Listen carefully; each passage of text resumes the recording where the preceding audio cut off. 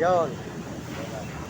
Mga kababayan, good morning po. Sila po yung mga naghahanap po dito. Sana po, malaman po ng ating Pangulo at saka po ng ating mga senador ang ginagawa po ng MLDA. Ayan po sila. Ayan, ano masasabi niyo sa... Puro pang ano ang ginagawa nila rito, pambayrat sa mahirap. Oo, yun. Ayan, dapat naman po, hindi sila talaga inuhuli. Sila po yung naghahanap buhay, mga kababayan. Dapat ang huli, may mga magnanakaw. Ayan, mag-ano ka, para nun, makita ka ni Turpo, para nun, kayo itulungan, si Turpo tutulong sa inyo dyan.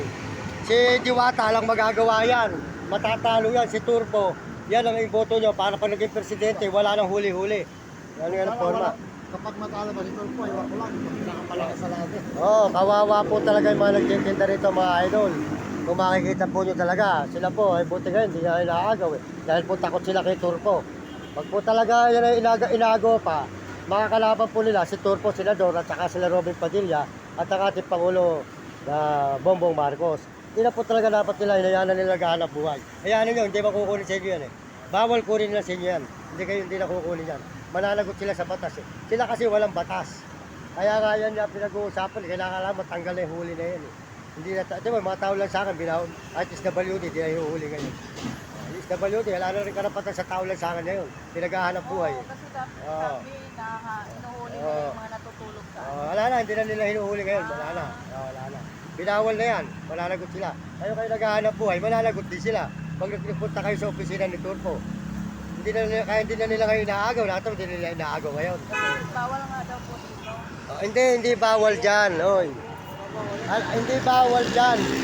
Panahon pa ni Marcos, talaga naman nagtitinda ng karamihan, hindi pa kayo, marami na nagtitinda dyan. Alam mo sila, gumagawa lang ng paraan sa buhay nila kasi para mayroon silang trabaho.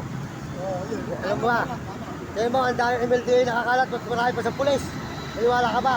Mas matalyo ka mga pulis. Pero ngayon, hindi bawal sila mga agaw. Hindi na kamukha ng dati, bawal nila, agawin ang tinda. Inyo.